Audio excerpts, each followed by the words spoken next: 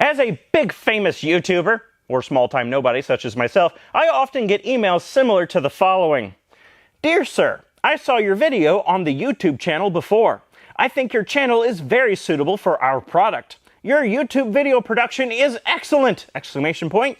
Name of product. Not a sentence, just the name of the thing they're trying to offer me. Do you have interested? Why, no. 95% of the time, I ignore these poorly translated Chinese emails because they're just sending these emails to a massive mailing list. They don't have any idea who I actually am, and they're trying to peddle me junk anyway.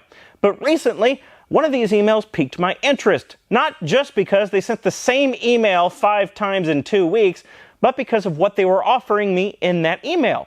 A laser engraver. Now, I personally didn't have much interest in laser engravers, but my mom, she does have interested. She's been talking about getting one for a while now. So these emails I've been getting represented an opportunity. I can reply to one, get a laser engraver at no cost for review, and if it's any good at all, I can give it to my mom and she can be introduced into the world of lasers for free. So I picked one of the 5 emails, replied to it, signed the most poorly translated, meaningless contract I've ever laid eyes on, and about a week later, I got this! The Co2 Laser Master 2 Pro. 2 Pro, 2 Furious. So is this thing any good? Is it worth the nothing that I paid for it? Will it be a good gift for my mom to introduce her into the world of lasers? Or is it the complete pile of garbage that I expected to arrive given the composition of the email that I received it from? I don't know. Let's find out together.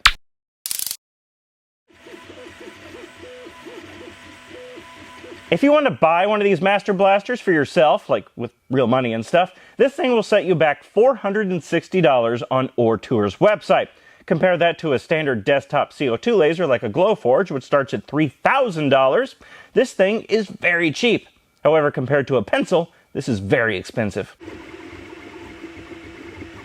So what's the difference between something like a Glowforge and something like this 2 Pro 2 Furious? Well, night and day. A blowforge is a CO2 laser. It uses a big glass tube at the back of the machine to produce the laser that's full of magic and presumably carbon dioxide, and it fires that laser through a series of mirrors down to the workpiece. This is a diode laser, essentially a scaled-up version of a laser pointer, except this will set your power points on fire. CO2 lasers start out at about 40 watts of power output and go up well past 100 watts.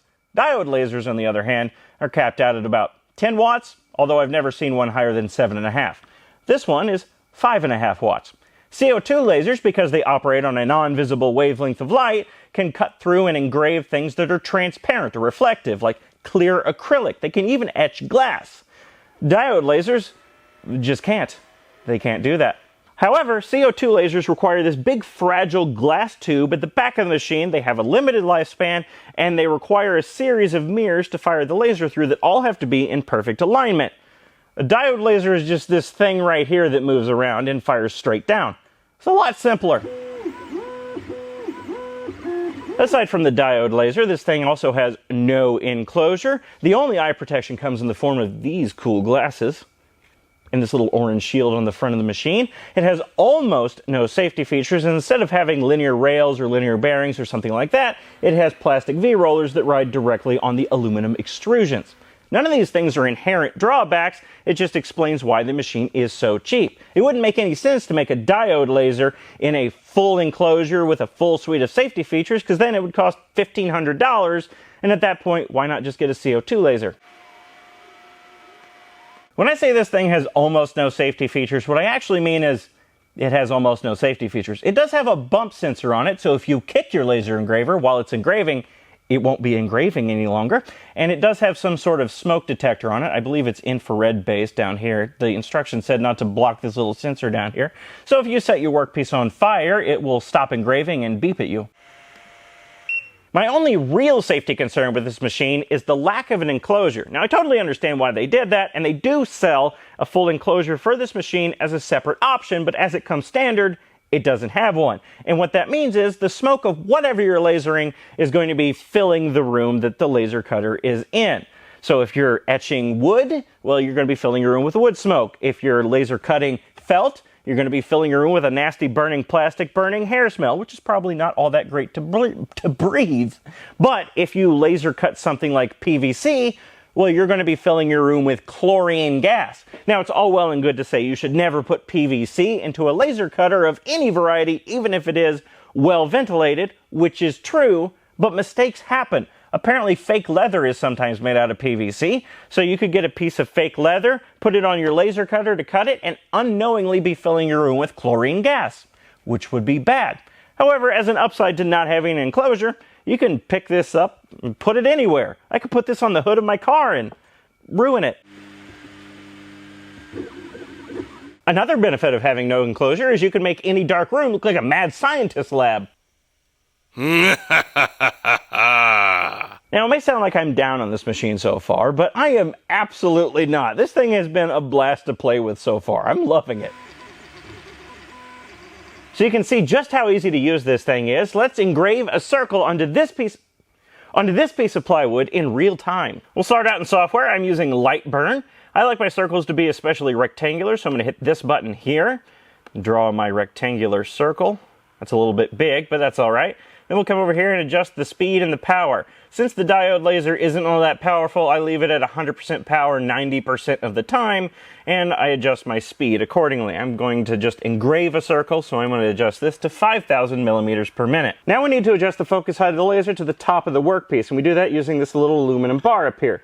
And by the way, it's odd that this is in a 3D printed holster rather than an injection molded part or something. Anyway, take this little aluminum rod, set it underneath the laser module, then we loosen the Frankenstein's monster's thumb screws in its neck, drop it down so that the edge of the module sits onto the focal bar, tighten down the thumb screws, pull the bar out, and now the focal height of the laser is set. Now back in software, I'm going to home the machine. It crashed into something. It's totally fine. Put my safety glasses on and hit start.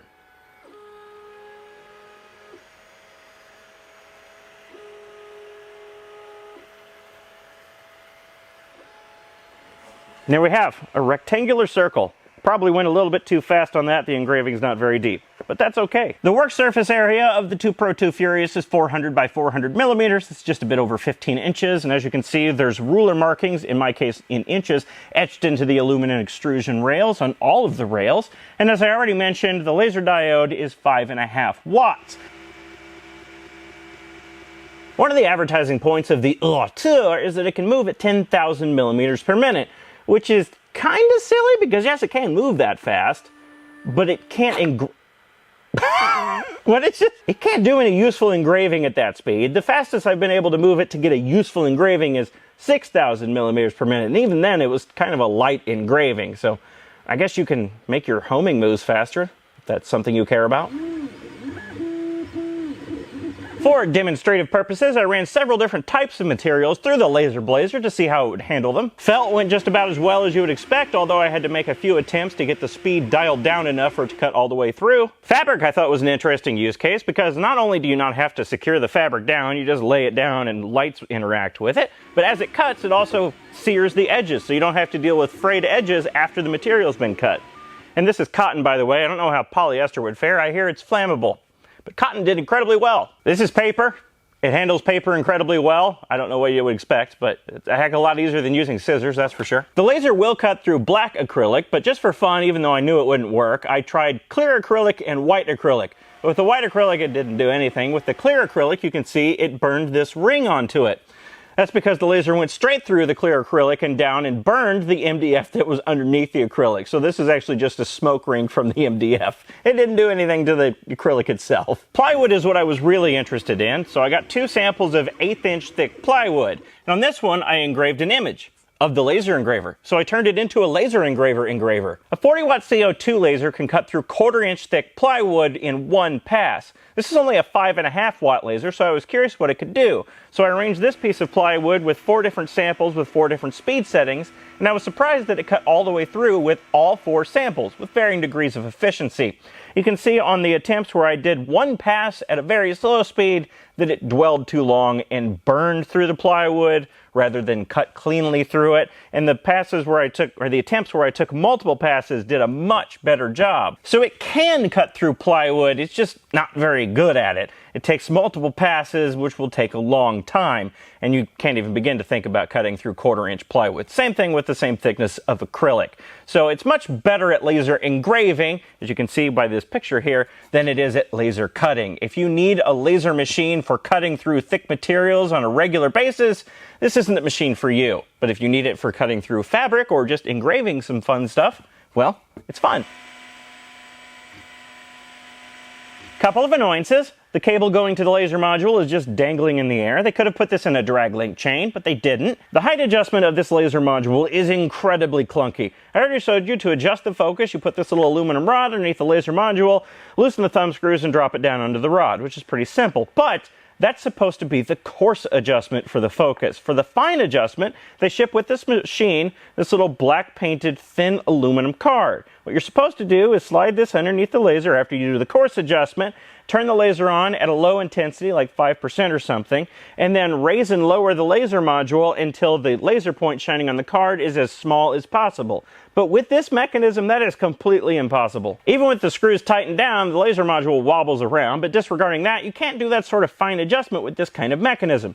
They do sell as an add-on option a Z-height adjustment screw, so you turn a knob to raise and lower the laser module, but that's an add-on option. It should come standard with the machine, but it doesn't. And I don't know if this is a software issue or a hardware issue, but a couple of times I've hit the go button in Lightburn, and the laser has moved to the start position, turned on, and then just sat there, burning a hole straight down.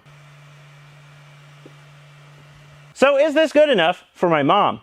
Yeah, this will be great for her. I've already ordered the Z-height adjustment screw. I've ordered a roller for it so she can engrave cylindrical objects like pins. She likes pin turning. And I'm going to have to either make or buy an enclosure for it for ventilation, because she's going to be using it in a confined indoor space. Here in my shop, I can smoke up the place all I want, and it doesn't matter. I can just leave, but she's going to be using it indoors. She needs ventilation. Not to mention, there's going to be cats sharing a room with this thing, and, you know, it's a laser pointer. So maybe cover that up. In fact, I like it so much that I want one for myself. I fully expected this thing to be junk or a useless toy or something like that, but no, it's a lot of fun. I've been having a great time with it. But as I already said, I'm giving this one to my mom, so what am I going to do? Well, I'm not kidding. I got another poorly translated email after this thing arrived from a completely different laser company in China or Hong Kong somewhere, and they're sending me a laser. A completely different kind. This one's twice as wide and apparently has a 15-watt laser diode. It has 2 diode lasers going down into one point. So that's coming. Why do I keep getting these emails? This isn't a tool review channel. Although I guess it's slowly turning into one now. Doesn't matter. I'm going to keep taking advantage of these emails as long as they keep coming. Anyway, that's all. Thank you for watching. Thank you to my patrons. I'll see you next time.